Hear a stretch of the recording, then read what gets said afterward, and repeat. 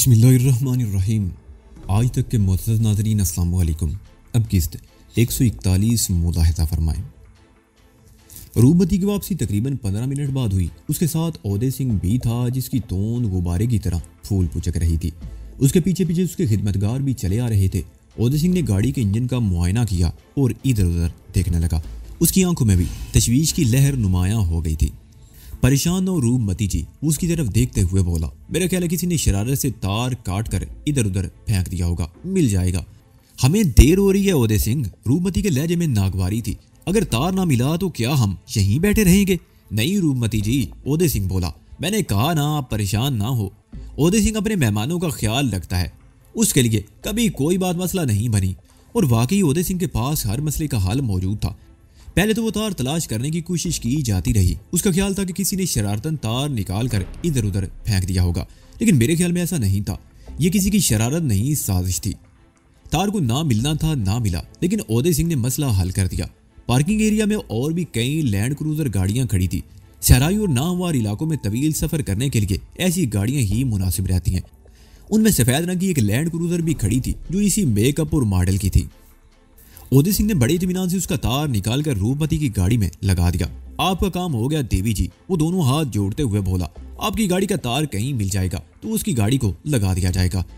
रूपमती ने मुस्कुराते हुए उसका शुक्रिया अदा किया और ड्राइविंग सीट पर बैठकर इग्निशन की घुमा दी। इस मर्तबा पहली ही कोशिश में इंजन स्टार्ट हो गया था। लैंड क्रूजर उस कदीम महल नुमा इमारत के बैरूनी गेट से निकलकर जंगल की तरफ जाने वाले रास्ते पर दौड़ने लगी। ये वो रास्ता था जहां से विजय ठाकुर का काफिला आया था। तकरीबन 2 घंटों का फासला तय करने के बाद रूपमती ने गाड़ी एक तरफ और रास्ते पर मोड़ दी। यह रास्ता कुशादा था, जो दरख्तों में बल खाता हुआ चला गया था। रास्ता नामवार होने की वजह से गाड़ी को हल्के हल्के झटके भी लग रहे थे। मेरे सामने डैशबोर्ड के ऊपर दाईं तरफ से तकरीबन 1 इंच मोटी आईनी राड लगी हुई थी। मैंने अपना एक हाथ उस राड पर जमा रखा था। तकरीबन 1 मील का फासला तय करने के बाद पीछे बैठे हुए एक मुहाफिज ने गाड़ी रुकवा ली। वो अपनी तरफ का दरवाजा खोलकर नीचे उतर आया और मेरी तरफ का दरवाजा खोल दिया। बेवजह नजरों से उसकी तरफ देख रहा था। मेरा एक हाथ अब भी डैशबोर्ड की ऊपर वाली राड पर टिका हुआ था। मेरा ख्याल था कि वो मुहाफिज मुझसे कोई बात करना चाहता है, लेकिन उसने नहायत गैर मामूली फुर्ती का मुजाहरा करते हुए अपनी पतलून की बैक पॉकेट से हथकड़ियों का जोड़ा निकालकर एक हथकड़ी मेरी एक कलाई में डाल दी और दूसरी उस आईनी राड में। मैं अपनी सीट पर उछल पड़ा। इस सूरत ने मुझे परेशान कर दिया था। रूपमती भी उछल पड़ी। मैंने उसकी तरफ देखा तो उसके चेहरे पर अजीब से तासरात उभर आए थे। ये क्या है? वो मुहाफिज को घूरते हुए दुरुस्त लहजे में बोली, तुमने इसे हथकड़ी क्यों लगाई है? माफी चाहता हूँ देवी जी, मुहाफिज ने अपनी सीट पर बैठते हुए जवाब दिया। हमें हुक्म मिला था कि आपको और आपके इस गुलाम को बाहिफाजत जयपुर पहुंचाना है। हमें यह भी बताया गया था कि रास्ते में कुछ नामालूम लोग आपके इस गुलाम को छीनने की कोशिश करेंगे, लेकिन इसे हथकड़ी लगाने का मतलब क्या है? रूपमती ने उसे घूरा। खतरा सिर्फ मोह लाल के ढाबे तक है, मुहाफिज ने जवाब दिया। रास्ते में अगर कोई पार्टी हमला करती है तो वो लोग इसे ले जाने की कोशिश करेंगे, लेकिन अब वो ऐसी कोई कोशिश में कामयाब नहीं हो सकेंगे। अगर इस गुलाम के दिल में भी फरार होने का कोई ख्याल होता तो इसका सद्देबाब भी हो गया है। अब ना तो कोई हमलावर पार्टी खमसी से छीन सकती है और ना ये रास्ते में फरार की कोशिश कर सकता है। ये फरार की कोशिश नहीं करेगा, इसकी हथकड़ी खोल दो। रूपमती के लहजे की नागवारी अब भी बरकरार थी। माफी चाहता हूँ देवी जी, मुहाफिज ने जवाब दिया। इस गुलाम को आपके साथ बाहिफाजत मंजिल तक पहुंचाना हमारी जिम्मेदारी है। अगर हम इसकी हिफाजत ना कर सके तो ओहदे सिंह खड़े खड़े हमारी खाल उतार देगा। वैसे आप परेशान ना हो, इसे कोई तकलीफ नहीं होगी। खतरा सिर्फ मोहन लाल के ढाबे तक है। रास्ते का जंगल खतरनाक है। गुलाम इस जंगल से फरार होने की कोशिश करते हैं, लेकिन ये ऐसा नहीं कर सकेगा। मोहन लाल के ढाबे पर पहुंचकर इसकी हथकड़ियां खोल दी जाएंगी। रूपमती ने कुछ कहना चाहा, मगर मैंने अपना आजाद हाथ उठाकर उसे रोक दिया। कोई बात नहीं मालकन, मैंने कहा, गार्ड ठीक कह रहा है, इन्हें अपनी जिम्मेदारी पूरी करने दे, मुझे कोई तकलीफ नहीं हो रही। रूपमती चलने में मेरी तरफ देखती रही, फिर संभल कर बैठते हुए उसने गाड़ी आगे बढ़ा दी। उसका मूड खराब हो चुका था, चेहरे के तासरात बिगड़ गए थे। हम लोग अपने प्रोग्राम से तकरीबन 1 घंटे की ताखीर से रवाना हुए थे। सूरज अभी अगरचे खासा ऊपर था, लेकिन जंगल बहुत घना होने की वजह से फजा में कुछ अंधेरे का एहसास था। दोनों मुआफिजों ने ओलिस्टरों से पिस्तौल निकाल लिए थे और बड़ी चौकन्ना नजरों से दाएं बाएं देख रहे थे। रूपमती भी खासी मोहतात नजर आ रही थी। अगर हम वक्त पर रवाना हो जाते तो इस जंगल से निकलकर सूरज गुरूब होने की थोड़ी देर बाद मोहन लाल के ढाबे पर पहुंच जाते, मगर अब जंगल ही में अंधेरा हो जाएगा, एक मुहाफिज ने कहा। ये कौन सी जगह है? मेरा मतलब है गुलामों की ये मंडी किस जगह पर है? मैंने पूछा। मैंने अंदाजा लगा लिया था कि रूपमती कुछ खौफजदा सी हो गई थी और मैं बातों में उसका ध्यान बढ़ाना चाहता था। वैसे मेरे दिल में भी कुछ और खदशात सर उभारने लगे थे। ये महल 300 साल पुराना है, इसकी तारीख किसी को मालूम नहीं। रूपमती ने जवाब दिया, सुना यहाँ पहले आबादी हुआ करती थी, लेकिन आबादी से जमाना से इस आबादी का नामो निशान तक मिटा दिया गया है और यहाँ जंगल फैलता चला गया है। यहाँ से करीब तरीन आबादी वो एक लम्हे को खामोश हुई, फिर दाईं तरफ इशारा करते हुए बोली, उस तरफ तकरीबन 100 किलोमीटर के फासले पर पोखरान है और उससे चंद किलोमीटर आगे राम ड्यूडा नामी कस्बा है। वहां से तकरीबन 100 किलोमीटर आगे पाकिस्तान की सरहद है, जहां से थर का बेआबो गया सहरा शुरू होता है और उस तरफ उसने दूसरी तरफ इशारा किया। तकरीबन 100 किलोमीटर के फासले पर जोधपुर पोस्ट है, उससे आगे काफी किलोमीटर पहले एक छोटा सा नखलिस्तान है जहां मोहन लाल का ढाबा है। उस नखलिस्तान की आबादी सिर्फ 2-3 घरों पर मुश्तमिल है। इस नखलिस्तान की आबादी सिर्फ कुछ घरों तक मुश्तमिल है। इसके अलावा जोधपुर तक कोई आबादी नहीं है। हर तरफ दूर दूर तक रेगिस्तान फैला हुआ है। 100 किलोमीटर ज्यादा फासला तो नहीं। मैंने कहा, क्या यहाँ की हुकूमत को ये मालूम नहीं कि यहाँ इंसानों की तिजारत घिनौना कारोबार होता है? सरकार को सब कुछ मालूम है, रूपमती ने कहा, लेकिन सरकार से ज्यादा ताकत ओहदे सिंह जैसे लोगों के पास है जो ये कारोबार करते हैं। इनके हाथ बहुत लंबे और कानून से ज्यादा लंबे हैं। राज महाराज और बड़े बड़े सियासी लीडर इनकी पुश्त पनाही करते हैं, इसलिए ये बेखौफ होकर इस किस्म के गैर कानूनी और घिनौने काम करते हैं। कई साल पहले वो एक बार फिर खामोश हुई। उसकी नजरें सर्च लाइट की तरह इधर उधर घूम रही थी। बातों से उसका खौफ भी किसी कदर कम हो गया था। कई साल पहले जब गुलामों की इस मंडी का बहुत नाम था तो एक पुलिस पार्टी को तहकीकात के लिए इस तरफ भेजा गया था। पुलिस की वो पार्टी एक ACP, 2 इंस्पेक्टरों और 4 सब इंस्पेक्टरों पर मुश्तमिल थी। अगले रोज उन सब की लाशें इस जंगल के शुरू ही में पड़ी हुई मिली थी। यह खबर दी गई कि जंगल में दाखिल होते ही उन्हें जंगली दरिंदों ने उधेड़ डाला था। हालांकि इस जंगल में खूबसूरत परिंदों, खरगोशों और इन जैसे बेदर जानवरों के सिवा किसी और खतरनाक जानवर का वजूद नहीं। उस वाक़े के बाद कानून के मुआवजों की कोई और पार्टी इस तरफ नहीं आई। इस तरह ओहदे सिंह और उसके दूसरे लोगों का ये कारोबार बिना किसी खौफ व खतरे फैलना शुरू हो गया। वैसे इस जंगल की तरफ आने का कोई बाकायदा रास्ता नहीं है, महज यादाश्त पर भरोसा करना पड़ता है। यहाँ आने वाले कई तो रेगिस्तान में भटक कर मौत का शिकार बन जाते हैं। मैं खामोश बैठा रूपमती की बातें सुनता रहा। उसने ठीक ही कहा था। ओहदे सिंह जैसे लोगों के हाथ बहुत ज्यादा लंबे होते हैं। वो तो कानून को अपने सामने घुटने टेकने पर मजबूर कर देते हैं, मगर कानून उनका कुछ बिगाड़ नहीं सकता। इस जंगल में सफर करते हुए 1 घंटा हो गया था। सूरज गुरूब हो रहा था। जंगल में अंधेरा फैलता जा रहा था। रूपमती ने गाड़ी के हेडलैम्प्स रोशन कर लिए थे। मुझे थाईलैंड में भी और बर्मा और चीन के बाद इलाकों में भी जंगलों में सफर करने का मौका मिला था। जंगल में हवा की आमदोरफ्त कम और गर्मी और घुटन का एहसास ज्यादा होता है, लेकिन यहाँ कोई ऐसा मसला नहीं था। हम शानदार गाड़ी में सफर कर रहे थे जिसके शीशे बंद थे और अंदर एयर कंडीशनर चल रहा था। रूपमती के कहने के मुताबिक इस जंगल में कम से कम 1-1.5 घंटे और सफर करना था। उसके बाद खुले सहरा में पहुंचकर गाड़ी की रफ्तार बढ़ाई जा सकती थी। आधा घंटा और गुजर गया। अब हमारे चारों तरफ गहरी और होलनाक तारीकी थी।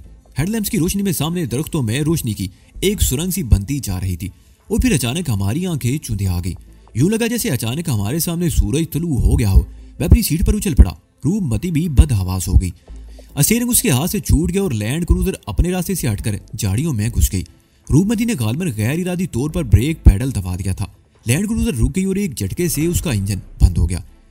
लैंड क्रूजर के मुड़ जाने से सामने तेज रोशनी का जाविया भी बदल गया था। मैंने अपनी सीट पर संभलने की कोशिश करते हुए उस तरफ देखा। वो स्टेशन वैगन या इसी किस्म की कोई गाड़ी थी जिसकी अंदर की बत्ती भी जल रही थी और कनौर बलूच सिंह सीट पर बैठा हुआ नजर आ रहा था।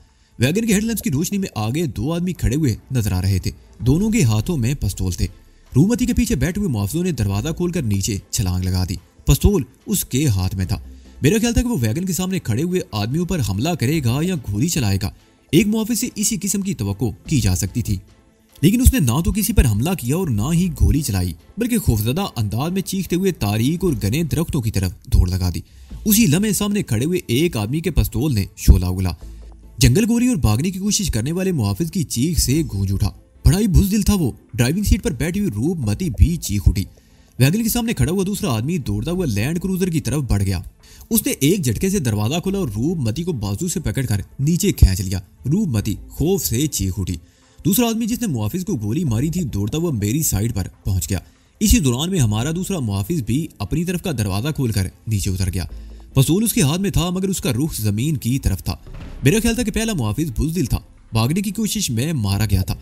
ये दूसरा मुआफिज हमलावर का मुकाबला करेगा। इसने रास्ते में जो बातें की थी उससे अंदाजा हुआ था कि वो कुछ जिम्मेदार आदमी है और अपने फर्ज की अदायगी के लिए अपनी जान तक की बाजी लगा देगा। वो जब हथकड़ी लगा रहा था तो उस वक्त मेरे जहन में कुछ खदशात भी उभरे थे और इस वक्त मेरे वो खदशात दुरुस्त साबित हुए थे। वो दूसरा मुहाफिज करीब आने वाले बलूच सिंह के आदमी से कह रहा था, कनूर जी को बोलो अपनी अमानत संभाल लें, हम बहुत बड़ा रिस्क लिया है, बड़ी मुश्किल से इसे हथकड़ी लगा कर रखा हूँ। गुड, वो शख्स बोला, तुम तो वाकई काम के आदमी साबित हुए, हथकड़ी की चाबी कहाँ है? मुहाफिज ने जेब से चाबी निकालकर उसके हवाले कर दी और मेरी तरफ का दरवाजा एक झटके से खोल दिया।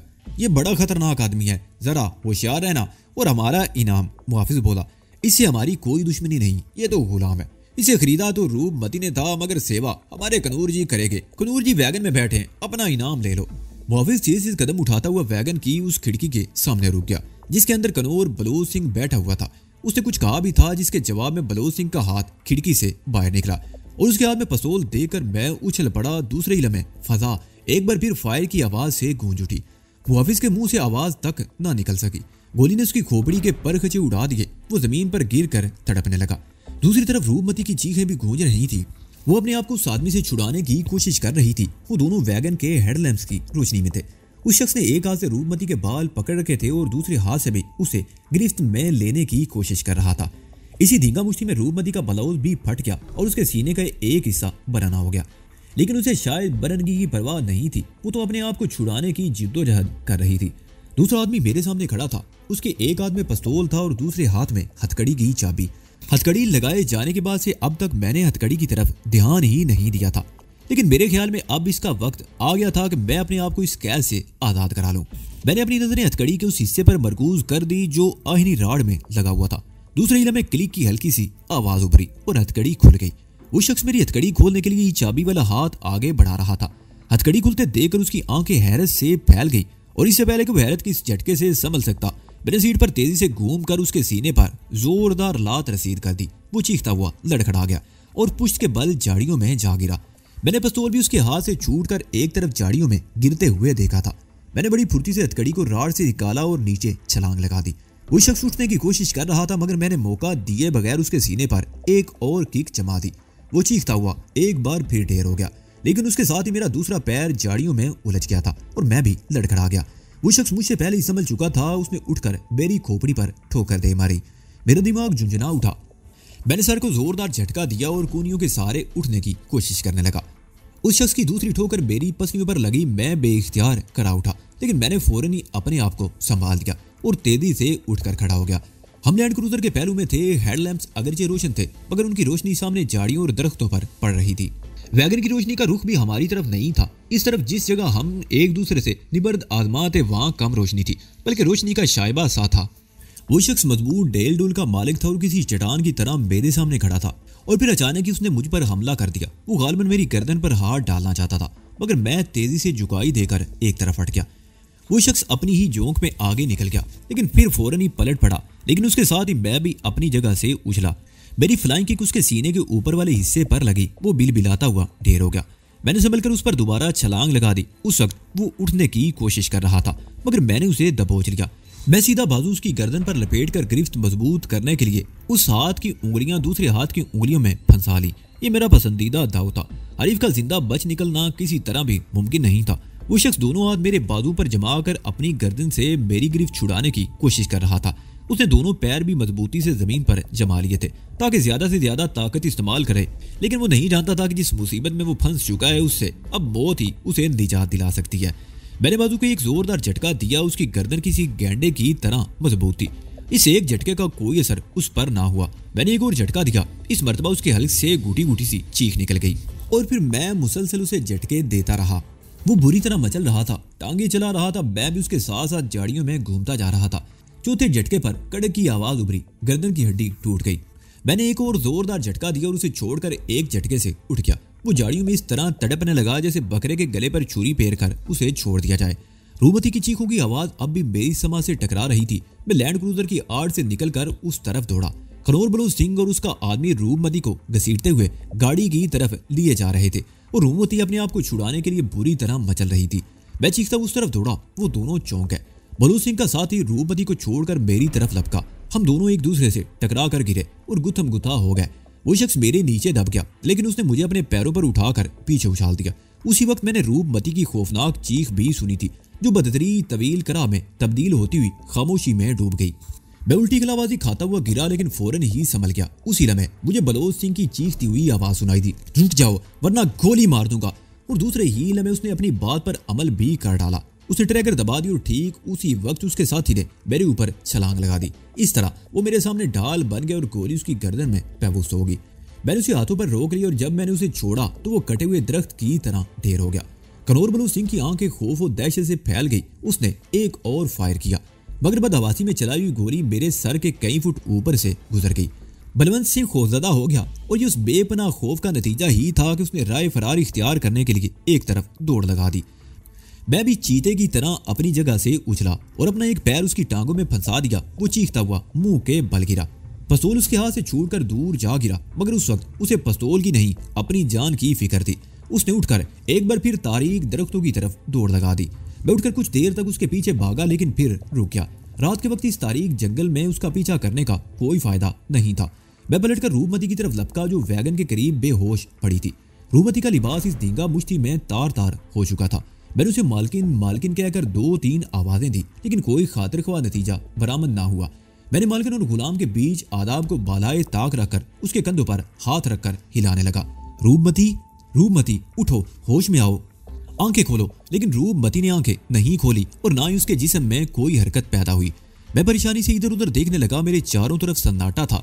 झींगुर और दीगर अशरातुल अज़्ज़ की आवाजें माहौल को कुछ और भी वहशतनाक बना रही थी। मैं एक बार फिर रूपमती को होश में लाने की कोशिश करने लगा, लेकिन इस मर्तबा भी कामयाबी ना हुई। मेरे ज़हन में एक नया शुबा सर उभारने लगा। जब मैं उस आदमी से गुथम गुथा था तो मुझे रूपमती की आखिरी चीख सुनाई दी। उसके सर पर कोई शायद जोरदार ज़रब लगाई गई थी, लेकिन उसका होश में ना आना मेरे लिए तशवीश का बायस बन सकता था। मैंने उसके सीने पर हाथ रख दिया। सीने के बहुत हल्के से जीरो बम से मेरी तशवीश रफा हो गई। वो जिंदा थी। मैंने उसकी बगलों में हाथ डाला, उसे घसीट कर वैगन के हेडलैम्प्स की रोशनी में ले आया। मेरा ख्याल दुरुस्त निकला। उसकी पेशानी पर बाईं तरफ घूमड़ सा उभर आया था। बलवंत सिंह ने गालबन पिस्तौल के दस्ते से जरब लगाई थी और शायद चोट कुछ ज्यादा ही जोरदार लगी थी, जिससे वो गहरी बेहोशी में चली गई थी। मुझे अचानक एक और ख्याल आया और मैं उठकर लैंड क्रूजर की तरफ लपका। सीटों की पिछली तरफ जहां मैंने सूटकेस रखा था, वहां दोनों तरफ लगे हुए हुक्स के साथ पानी के 2 मशकीज़े लटके हुए थे।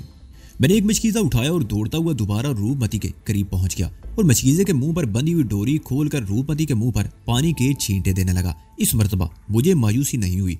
2-3 मरतबा पानी के छींटे देने के बाद रूपमती ने कराते हुए आंखें खोल दी और फिर अचानक ही उसने चीखते हुए उठने की कोशिश की, लेकिन दूसरे ही लम्हे दोनों हाथ सर पर रखकर दोबारा गिर गई और होले होले कराने लगी। मालकिन, मालकिन, होश में आइए मालकिन। मैंने रूपमती पर झुकते हुए होले से पुकारा। सब ठीक हो गया है, अब कोई खतरा नहीं। रूपमती ने आंखें खोल दी। वो चंद में खौफजदा सी नजरों से मेरी तरफ देखती रही, फिर कराते हुए उठने की कोशिश करने लगी। मैंने उसकी गर्दन के नीचे हाथ रख दिया। वो सीधी होकर बैठ गई। उसका एक हाथ अब भी सर पर था। क्या हुआ, मुझे क्या हुआ था? वो इधर उधर देखते हुए बोली। उसके आवाज अभी तक बहाल नहीं हुए थे। मैंने मशकीज़ा उसके मुंह से लगा दिया। कुछ पानी उसके हल्क में गया और कुछ पानी होंठों से बहकर गले को तर करता हुआ सीने पर बहने लगा। पानी का एक आध घूंट पीने से उसके हवास बहाल हो गए। वो चंद में इधर उधर देखती रही, फिर मेरी तरफ देखते हुए बोली, क्या हुआ? वो लोग कहाँ गए? बलवंत सिंह कहाँ है? बलवंत सिंह भाग गया, मैंने जवाब दिया। बाकी सब ठीक है मालकिन, आप जल्दी से अपने आप को संभालिए ताकि यहाँ से रवाना हो सके। मैं उसे लाशों के बारे में बताकर खौफजदा नहीं करना चाहता था। हमारे मुहाफिज कहाँ हैं? और बलवंत सिंह और उसके साथी? वो कहते कहते रुक गई।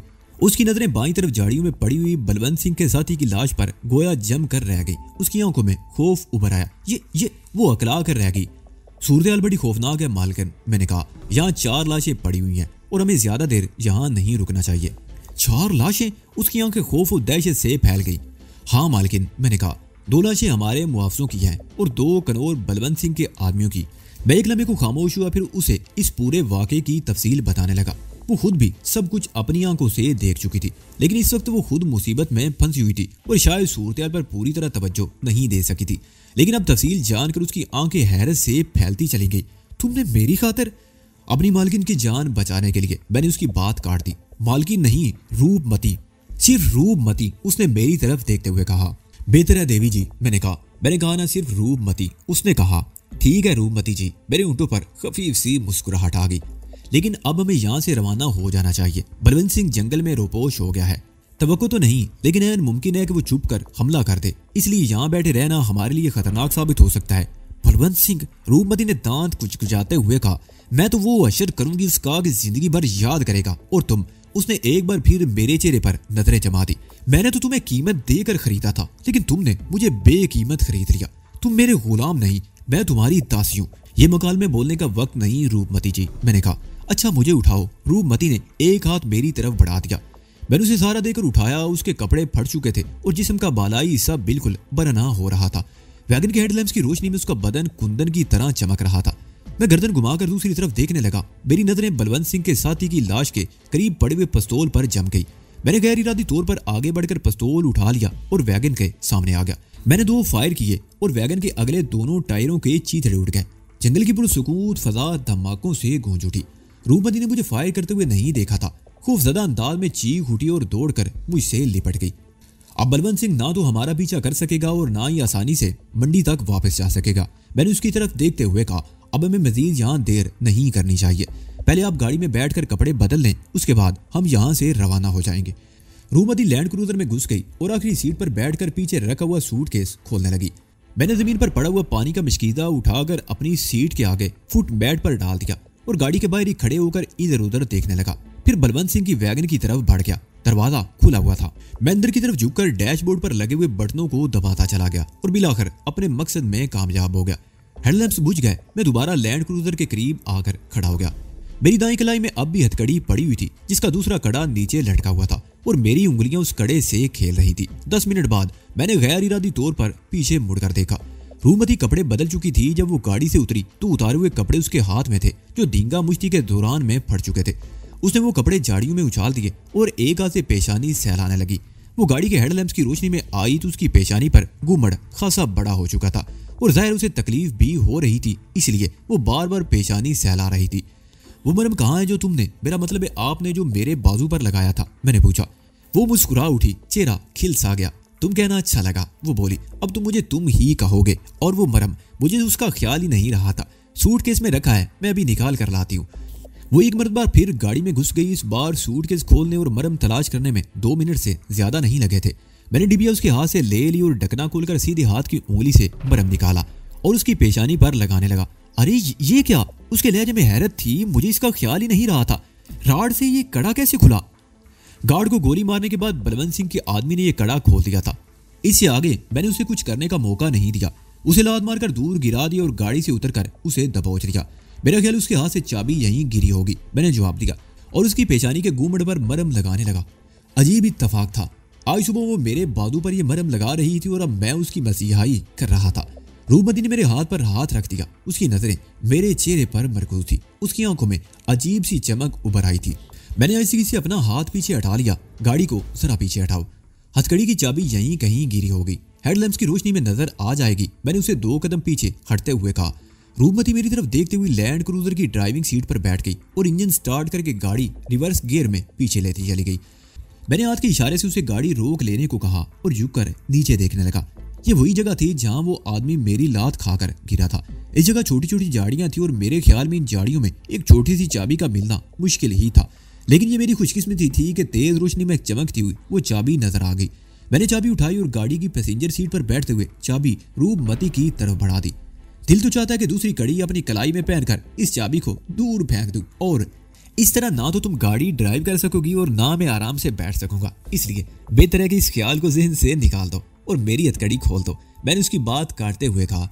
उसने मुस्कुराते हुए मेरी हथकड़ी खोल दी। मैंने हथकड़ी डैशबोर्ड के खाने में डाल दी और कलाई सहलाने लगा। रूपमती गाड़ी को मजीद पीछे ले गई और फिर उसका रुख बदलकर असल रास्ते की तरफ लाने लगी। हेडलैम्प्स की रोशनी में 3 लाशें नजर आई थी। एक मुहाफिज की लाश जिसने मुझे हथकड़ी लगाई थी और बिलाकर बलवंत सिंह की गोली का निशाना बन गया था, और 2 लाशें बलवंत सिंह के आदमियों की थी। एक तो मेरे हाथों गर्दन तुड़वा कर हलाक हुआ था और दूसरा बलवंत सिंह की गोली का निशाना बना था। हमारे दूसरे मुहाफिज की लाश वहां से कुछ दूर थी जो नजर नहीं आ रही थी। वो लाशें देखकर रूपमती के चेहरे पर एक बार फिर खौफ के साए ऊपर आए और स्टीयरिंग पर उसके हाथ काम गए। तुम ठीक हो ना? गाड़ी चला लोगी? मैंने उसकी तरफ देखते हुए पूछा। हाँ मैं ठीक हूँ, वो अपने आप को संभालते हुए बोली और गाड़ी की रफ्तार बढ़ा दी। मैं इधर उधर देखने लगा। मुझे यकीन था कि कनौर बलवंत सिंह फरार होकर ज्यादा दूर नहीं गया होगा। वो आसपास ही कहीं मौजूद होगा। हो सकता है वो हमसे बहुत करीब तारीकी में दरख्तों के पीछे छुपा हमें देख रहा हो। मैंने उसकी वैगन के दोनों टायर ब्रेस्ट करके उसे बेबस कर दिया था। वैगन में यकीनन एक स्टेपनी मौजूद होगी, लेकिन वो सिर्फ एक टायर की जगह लगाई जा सकती थी। वो 3 पहियों पर गाड़ी नहीं चला सकता था। अब हमारे ताकुब का तो सवाल ही पैदा नहीं होता था। इस तारीख जंगल में वो पैदल वापस भी नहीं जा सकता था। शायद उसे ये रात अपनी वैगन ही में बैठकर गुजारनी पड़े। सुबह या तो वो पैदल इस कदीम इमारत तक पहुंचने की कोशिश करेगा, या इंसानों के बेवपारियों की किसी पार्टी का इस तरफ से गुजर हो तो उसे कुछ सहारा मिल जाए। रूपमती अब तक अपने आप को संभाल चुकी थी। उसने गाड़ी की रफ्तार बढ़ा दी। उस स्टीयरिंग पर उसकी गिरफ्त भी मजबूत थी। मैंने गर्दन घुमाकर उसकी तरफ देखा। उसके जबड़े भींचे हुए थे। उसने जो लिबास बदला था मैंने पहले उस पर तवज्जो नहीं दी थी, लेकिन अब उसे देखकर मैं अपने आप में कुछ बेचैनी सी महसूस करने लगा। उसने कुशादा गले की सफेद रंग की सेलोलेस टी शर्ट और घुटनों से जरा ऊपर तक की डेनिम की शर्ट पहन रखी थी। तुम्हें ये दोनों मुहाफिज ओदे सिंह ने फराहम किए थे। मैंने उसके लिबास से तवज्जो हटाने के लिए बातों का सिलसिला शुरू कर दिया। क्या ये उसकी साजिश हो सकती है? मेरा मतलब है कि कनौर बलवंत सिंह ने उसे रिश्वत देकर। ओदे सिंह ऐसा नहीं कर सकता। रूपमती ने मेरी बात काट दी। ओदे सिंह एक कारोबारी आदमी है। उसका ये कारोबार हम जैसे लोगों के सहारे ही चल रहा है। वो अपने ग्राहकों से मुखलिस है। किसी के साथ धोखा नहीं कर सकता। किसी एक के साथ धोखा करने की सूरत में वो दूसरों की हिमायत से भी महरूम हो जाएगा। और इस तरह ना सिर्फ उसका कारोबार ठप हो जाएगा बल्कि उसका मुस्तकबिल भी खतरे में पड़ जाएगा। नहीं, वो ऐसा नहीं कर सकता। ये बलवंत सिंह की साजिश थी। वो चंद लम्हों को खामोश हुई, फिर बात जारी रखते हुए बोली, तुम जानते हो वो तुम्हें हासिल करना चाहता था। वो 2 मरतबा कोशिश भी कर चुका था। पहली मरतबा तुम्हारे सामने बात हुई थी, उसने तुम्हारे लिए 15 लाख की पेशकश की थी। दूसरी मरतबा आज सुबह लान में उसने अपनी बात खोल कर बता दी थी। मेरे इनकार पर उसने धमकी दी थी कि मैं तुम्हें अपने साथ जयपुर नहीं ले जा सकूंगी। तो फिर ओदे सिंह के फराम करदा मुहाफिज। मैंने सवालिया निगाहों से उसकी तरफ देखा। हाँ, उसने इस बात में सर हिला दिया। 100% यही बात है। वो दोनों मुहाफिज इस साजिश में शरीक थे। बलवंत सिंह ने मालूम कर लिया होगा कि मैंने ओदे सिंह से उन मुआवजों की खिदमात हासिल की हैं। उसने मुआवजों से रब्ता किया और उन्हें इनाम का लालच देकर अपने साथ मिला लिया। वो दोनों लालची थे। उनका यही अंजाम होना चाहिए था। वो दोनों नहीं, एक। मैंने कहा, वो मुआविज जिसने मुझे हथकड़ी लगाई थी, मुझे उसी वक्त उस पर शुबा हुआ था। दूसरा मुआविज तो शायद इस साजिश से बेखबर था, क्योंकि हमारी गाड़ी रोकी गई थी तो उसने खतरा देकर भागने की कोशिश की थी, मगर गोली का निशाना बन गया। जबकि दूसरा अपनी गद्दारी का इनाम लेने के लिए वैगन के करीब पहुंचा तो बलवंत सिंह ने उसे मौत के घाट उतार दिया। हो सकता है तुम्हारा ख्याल दुरुस्त हो, मगर वही गलमे को खामोश हुई, फिर मेरी तरफ देखते हुए बोली, लेकिन मुझ पर तुमने जो एहसान किया है वो जिंदगी के आखिरी सांस तक मैं नहीं भुला सकूंगी।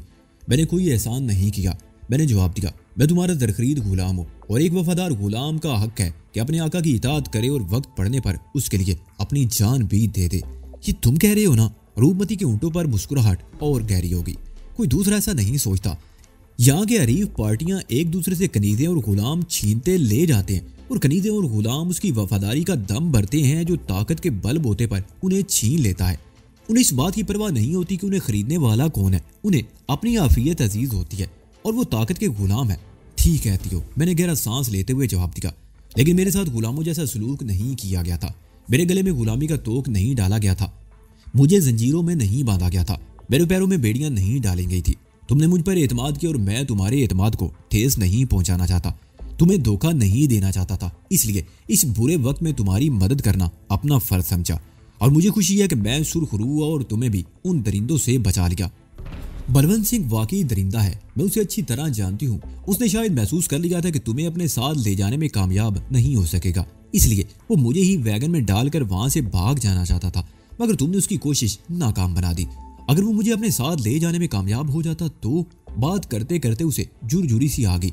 वो मेरा जो असर करता तुम उसका तसव्वुर भी नहीं कर सकते। वो वाकई ही दरिंदा है।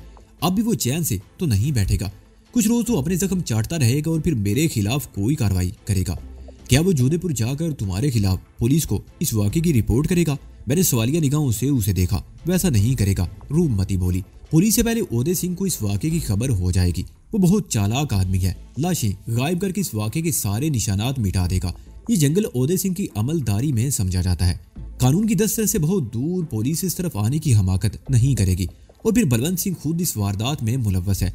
2 आदमी उसके अपने हाथों मारे गए हैं, इसलिए वो पुलिस के पास जाने की हमाकत नहीं करेगा। लेकिन शायद मुझे बदला लेने के लिए कोई दूसरा ओछा अरबा इस्तेमाल करे। एक बात और मेरे जहन में आ रही है। मैंने कहा, धर्मेश और तेज सिंह मेरे हाथों जिक उठा चुके हैं। तुमने भी उनके साथ नहायत सख्त रवैया इख्तियार किया था। क्या यह मुमकिन नहीं कि वो दोनों भी इस साजिश में बलवंत सिंह के साथ शरीक रहे हों? हो सकता है तुम्हारा ख्याल दुरुस्त हो, रूपमती ने जवाब दिया। उनके बारे में मैं फैसला कर चुकी हूँ, लेकिन अगर वो इस साजिश में किसी भी तरह शरीक पाए गए तो मैं उन्हें कुत्तों से नुचवा दूंगी। मैं इस मरतबा खामोश रहा और गाड़ी के हेडलैम्प की रोशनी में आगे देखता रहा। आगे जंगल अब छिद्रा होना शुरू हो गया था और बिलाकर जाए हादसे रवानगी से आधे घंटे बाद हम उस जंगल से निकल आए। अब हमारे सामने और चारों तरफ वसी व अरीज रेगिस्तान फैला हुआ था। घने जंगल में सफर करते हुए गुंजान और फलक बोस दरख्तों की वजह से हमारे इतराब में तारीकी ही तारीकी थी। लेकिन खुली जगह पर आकर इंकिशाफ हुआ कि आसमान पर से बादल गायब हो चुके थे, मतला साफ हो चुका था और 14वीं का चांद चमक रहा था।